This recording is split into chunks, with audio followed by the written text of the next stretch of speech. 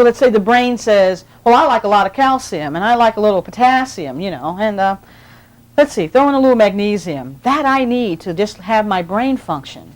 And if not, I'm going to begin to develop cysts in my brain.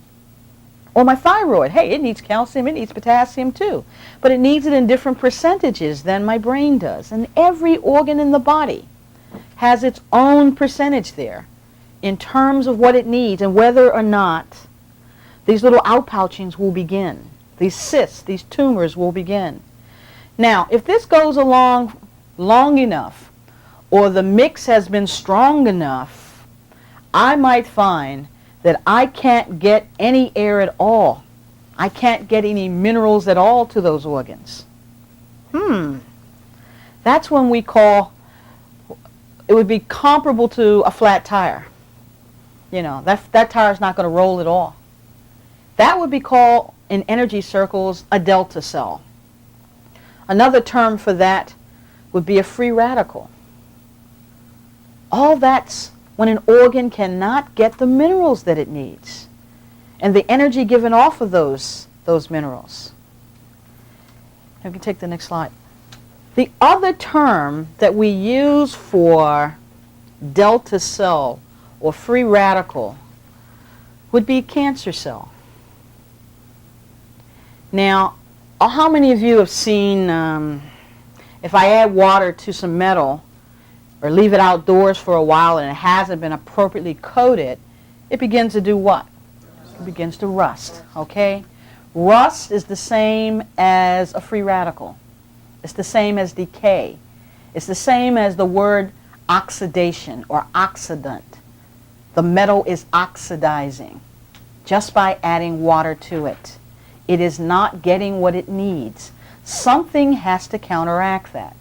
So for purposes today, we're going to look at rust on metal as you rusting on the inside, or your organs decaying. Basically, again, why did that happen? Because we couldn't get the appropriate minerals to them. So then you say, okay, I'm beginning to put 2 and 2 together here, but how do I do that?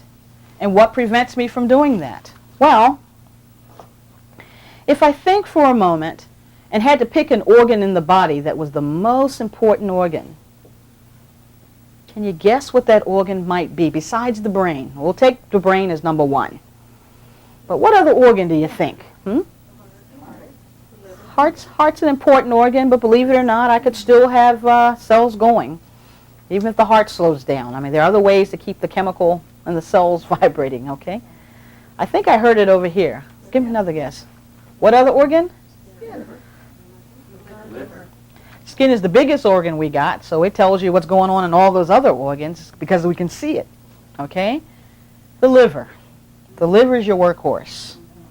Everything filters through the liver, okay?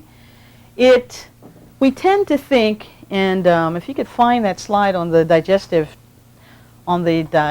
tract behind spiny, we tend to look at the digestive tract, I think, a little erroneously. And one way that we look at it is we think that everything goes through your liver, through your pancreas, through your gallbladder, etc. Guys, the digestive tract is one long tube, open on either end, here and the anus on the other end, okay? And so what starts here in your eating goes through this long tube, 30 feet of it, and comes out on the other end. Food going through. Now, in the process of going down that tube, different things are added in. And particularly in the stomach is the machine that breaks it down so that the juices from that can enter your bloodstream. And it's through the blood that things are taken to the liver. And from there, things are dispersed throughout the body. So that you can imagine, just for a moment, that the liver is the thing that's going to determine where everything gets distributed, including how much potassium do I have to send up to the thyroid? How much calcium do I have to send to the teeth? If not enough is coming to that liver, or if the liver is jammed with a lot of toxic material, then it can't do its job. So it'll be working, let's say, at 50% performance. So I can't manufacture and distribute everything that I need. I only consume 50% of it. That's when those organs begin to die. So if the liver is overloaded with toxins, it can't do its job. So I'm very interested in something that will affect the liver, that will allow it to be cleaned out if necessary, and will strengthen it so that it can do its job. Now, Dr. Kerry Reams, I mentioned earlier in reference to the pH chart and the equation of life. And he's one of the few scientists in the world. He lived about the time that Einstein and Edison and all those beautiful physicists. He was also a biophysicist, where Einstein worked with E equals mc squared, Reams worked with mc squared equals E, or can I turn material into energy? And they respected each other. He tested 280,000 foodstuffs for the spin of their electron. And if you can imagine for a minute just that's the impact of that. If I have electrons all spinning in this direction, okay, and all of a sudden I have another one going in the opposite direction, where these things overlap, there's resistance. Go either way you want. I got resistance because of this overlap. That resistance I want. And there's been quite a bit of controversy out there about food combinations or whatever. Well, I can't eat that, because if I eat that, it'll cause a lot of energy to be given off, and there'll be a lot of resistance, and I don't want that. Guys, you want just the opposite. You do want that resistance, because that resistance is the energy that you live off of. So if we've got a whole slew of electrons going this way, and all of a sudden I add one foodstuff out of those 280,000 foods that spun in the other direction, the electrons spun in the other direction, I think many of you can guess, but guess what that foodstuff was?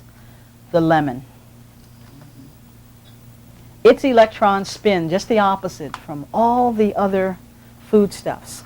And it creates that overlap, that resistance, so that that energy is what, we live off of.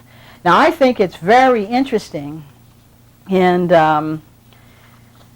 nature makes no accidents. If you look at the lemon, what does it look like? It looks like the sun. Nice, bright yellow, very powerful fruit. In fact, it's been very fashionable to add lemon to your water in many restaurants. I'm sure they have no idea what they're doing, but it's the best thing in the world they could ask. Now, when we start talking about current and electricity in the body, Edison discovered direct current. In other words, things going in one direction, the way most of those electrons spin. Tesla came along, looked up at the sun and said, I've got to figure out the way the sun does it. And the way the sun does it is the way adding lemon to your water does it. It causes things to spin in two directions. Now all of a sudden I have what we call alternating current. And we find that it takes less energy to get to an endpoint. Where direct current, I might be able to light up the town of Yelm. With alternating current, the same amount, I could light up the entire eastern Washington state. You get a sense of I'm much more efficient with alternating energy, so that I would want my liver to be operating like an alternating energy thing, more so than I would want it to act like direct current or an inefficient direct current type of energy. Well, when I add that lemon to your water, your liver just loves it. And in fact, Dr. Reams also found that the liver is loaded with the kind of hydrogen that's given off by the lemon. And these are what we call negatively charged hydrogens, H with a minus to it. That particular hydrogen allows the liver to work at peak performance. And from infancy, roughly to 5 years of age, your liver is loaded with these negatively charged hydrogens. You're born with them. So it wants to keep it at that level. So anything that you can give back to the body that will allow those negatively charged hydrogens to be in big numbers would allow that liver to work at peak performance. So we can begin, and I've probably been responsible for lemon prices being as high as they have over the last couple of years, just simply by this and lecturing in several cities. But we can start with just simply having lemon juice in terms of that. And all of, or most of the waters that we're going to talk about today all deal with adding negatively charged hydrogens to the liver, so that it allows the livers to be cleaned up and allows them to work at peak performance. Now, for a moment, I'm going to have you reflect on being a big battery, or your brain being a big battery. And some of you will say, really? Yes, you're a big battery. In fact, you're nothing but a big ball of energy, period. But we'll save that for another discussion. And on each of these topics, we could probably lecture for an hour on each. But because of timing, let's see if we can piece them all together here. The brain is nothing but a big battery. And if I were to ask you, if your battery went dead in your car, what would be the first thing you'd check to see whether or not there was something wrong with your battery? You want to know if there was enough water in your battery, or there was enough acid, meaning the plates were working okay, so you had enough acid to it.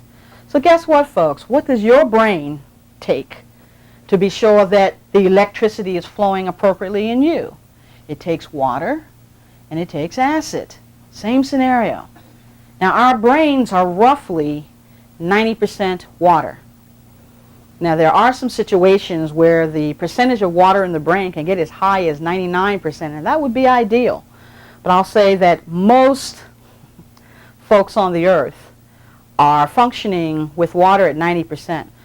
That would be the ideal for them. Many of you are functioning with water levels around 70%. If your skin is dry, which again is the largest organ you have, if you're beginning to get wrinkles, then you recognize that there's not enough water in your body. Because wrinkles, again, that's the organ you can see. And it is reflecting to you what the rest of your organs look like. In fact, let me just take a moment here and say that through the studies that have been done, we know that at age 40, you have routinely 45% less water than you had when you were 5 years of age. We're really at the place that we're talking about, you don't age, you dry up. And I want you to reflect on that a minute. By age 70, you have half of that amount of water in your body that you had at age 40. Now, one of the strongest arguments I've seen for not being overweight is what happens in obesity in age and water. Being obese at age 40, you have 63% less water in your body than someone else who's not obese. If you're 70 years old and are still obese, you'll find that you have 63% cut that 45%, cut that in half. So you have half the amount of water in your system that a normal 70-year-old would have. So good arguments, folks, for keeping those cells nice and wet. Good arguments for letting things happen. Now, as we look at this, and an important scenario here is as I look at the different addictions that we have up here, and for those of you having difficulty seeing this, on one side we have salt, caffeine, nicotine, and cocaine. On the other side we have sugar, alcohol, tranquilizers, marijuana, and heroin. Now, I've grouped these together because they have different effects on the body and on the brain. On the salt cocaine side, there's a tendency to use those things to try to speed the brain up. It's like they're stuck in quicksand. They need a jump start. And all of those items act like something that the brain makes naturally, which is tryptophan, which is the body's natural painkiller. So these are people that are holding on to things, trying to get rid of them, having pain inside, and thus the tryptophan type of things, salt all the way to caffeine, sort of give them a jump start. So you can think of the number of people that have to have their 5 cups of coffee a day. Salt is added like crazy to their system. They're holding on to stuff, okay? On the other side of the equation, we've got people craving sugar. And, you know, I don't put any judgments on these things because it's just as hard to come off of sugar as it is to come off of heroin. These things tend to slow the brain down so that they can function. And you will often find individuals on that side of the equation whose brains feel like they're running the 100-yard dash every day. These things try to slow them down a bit so that they can think and they can function. Now, I've gone here because, again, you can see the importance of that battery operating appropriately. If you were to ask any of these persons, any person addicted to any of these things, how much water they drink, unless they've seen me already, most of them will tell you they hate water.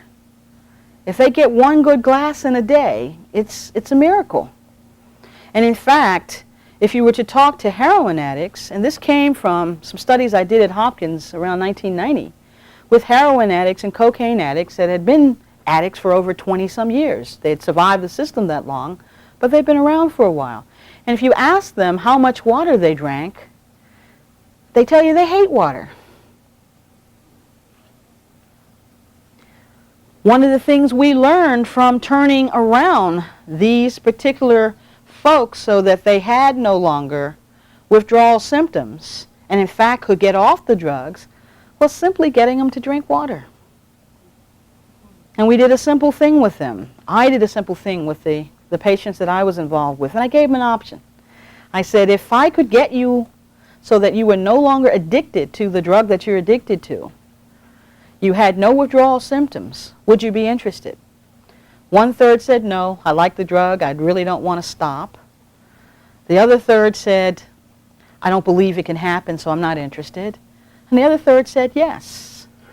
And within a couple of months, we got all of those people so that they were no longer chemically addicted to the drug that they were on, just by getting them to drink water. Now, another interesting thing, and a reason I pulled this up also, is that we find the individuals on that sugar side, heroin side, alcohol side, have a tendency to have very fast-moving brains. Their brains are processing information so fast that they tend to go to these things to try to get a common denominator here so that they can function, so they can think. So they had a tendency to be pulled to these things just to slow their brains down. And in fact, when we did a survey of the prison system in Maryland, we found that 65% of the individuals in the Maryland Penitentiary for that year were all dyslexic or had attention deficit disorder. I hate that term. I don't like the disorder part of it because there are geniuses sitting in prisons. There are geniuses often addicted to a number of these things because their brains are processing information so fast. The deficit is in us with not knowing how we're going to teach them. But if I've got a fast-moving brain, I need jet fuel to keep up with that brain. And if we can jump ahead to the periodic table for just a minute, and we're going to take a break in about 5 minutes here. But if I were to look at this chemical periodic table, and I look smack dab in the middle of that table, and for purposes here, I'm going to look here at titanium, I'm going to look at platinum, PT and titanium. And in the middle of this, I have some very unstable elements, particularly rubidium and iridium I'm going to point to for just a minute, but just to show you that those things fall smack dab in the middle of the periodic table. And for most chemists and physicists, we really don't know what those elements are about. We know that when energy, particularly heat, is given to those elements, they begin to process very, very fast. In the last 3 years, because we didn't have the equipment before this to be able to detect this, we found that in human brains, they're loaded with iridium and rhodium. In fact, the younger the individual is, the more iridium and rhodium there is in their brain. Now, we haven't done the study to take our fast-moving attention deficit disorder individuals or dyslexics and look at their brain, but I would suspect very strongly that they're loaded with iridium and rhodium. The babies have a lot of iridium and rhodium in their brain, but what do you have to do the first couple of years of life? You've got to learn everything about your environment, how to walk, how to talk, how to read, how to do all of those things. And in the National Education Association statistics, they find that from infancy to 5 years of age, your learning curve goes like this. At 5 years of age, something happens, and for the rest of your life, it goes down. What do we have happening at 5 years of age? They all go to school and get processed out of them. They would continue to learn at the rapid pace that they did. We also find in those 5 years of age, you're introduced to a lot of foodstuffs and different toxins. So again, your learning curve begins to go down. I'm going to stop here because it's a good natural break. This has been just a general base for you to build upon. Now let's look at what we can do, understanding that this is the way the body works. And if I introduce high-frequency waters to my system, or bioavailable waters, what happens to them and why? So we'll take a break now, and there are refreshments in the back for you. Thank you.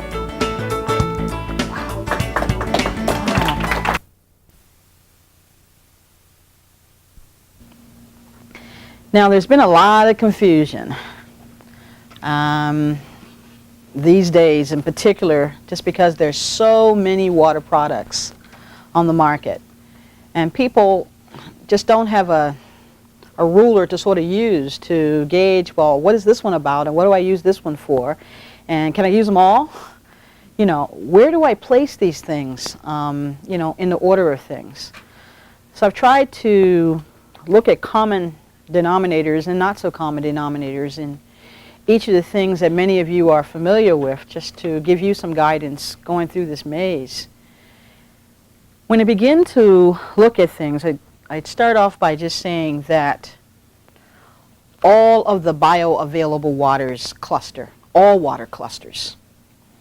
And in fact, here's the other one.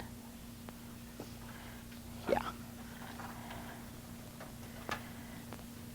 Clustering is just a natural occurrence in nature, and if we look at the grapes there for a minute, we can look at the grape clusters for a minute and then come back to that one.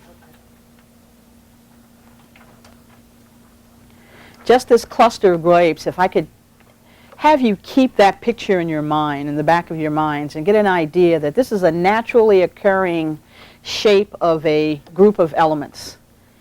And many, many things repeat that shape in the body that are good for you, including water.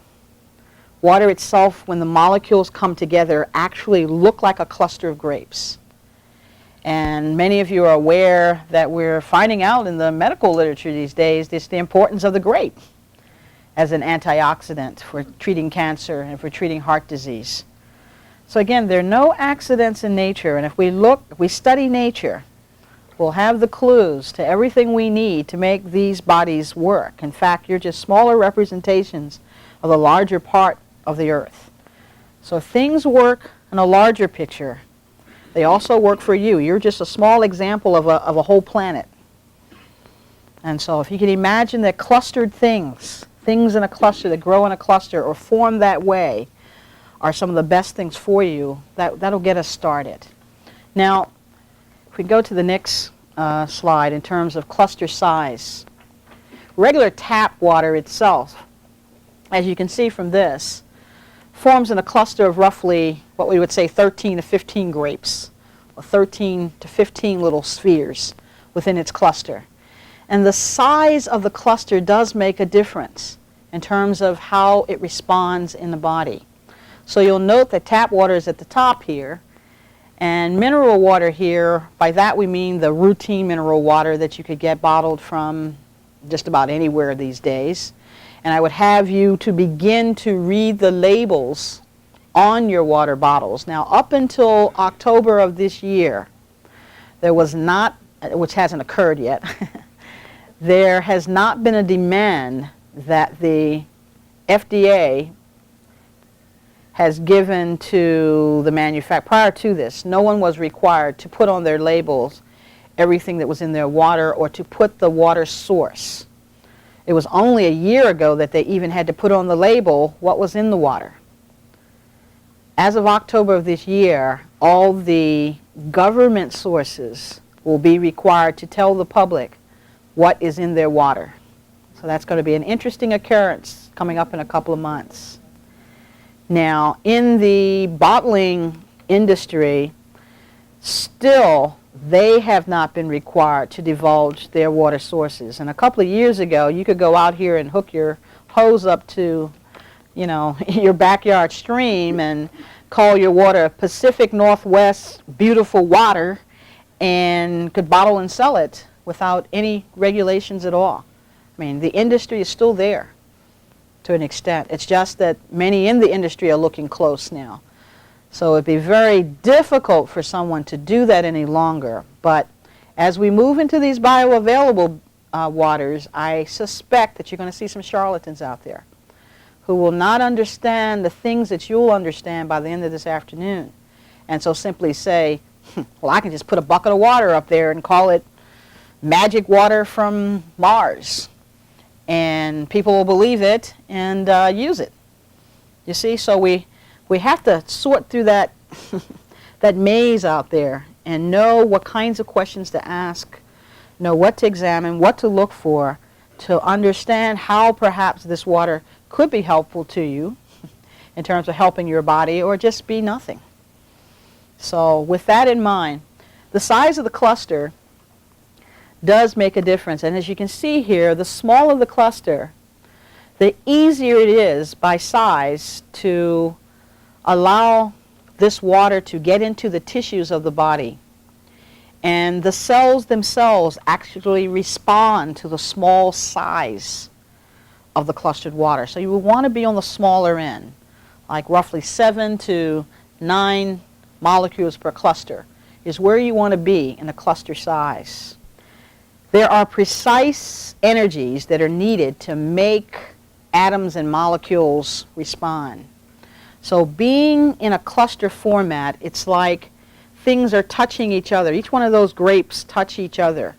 Or if we look at things in terms of an onion skin, they're spheres that actually, if I drop water, if I drop an object into the center of some still water, rings go out from where I've dropped it in the water. Remember those pictures of just it getting bigger and bigger, the wing or the wave that goes out?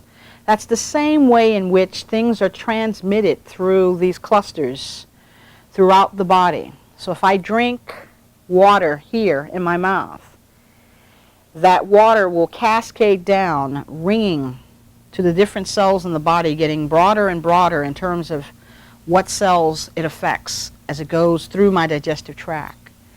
Now, these are happening at very small sized elements. You know, I mean, my body's pretty big, and you can imagine the ring getting bigger and bigger, but let's say we're at minute size, smaller than you can see with a human eye.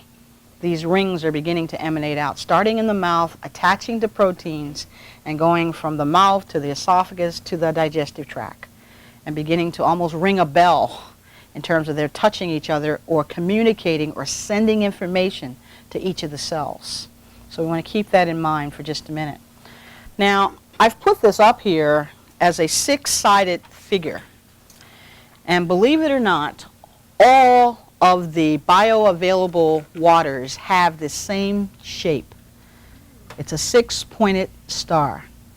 What else occurs naturally in nature that these gemstones, the ruby, the sapphire, the emerald, all have that six-pointed star shape. All of them. All of the waters that we've listed up here all have a six-sided figure to them when they're in their bioavailable state. So that's a common denominator for all of them. There are no mistakes in nature. Now this is another shape and another star. And this particular star is a five-pointed star. That's the shape of the stilled water in nature. It looks like a five-pointed star.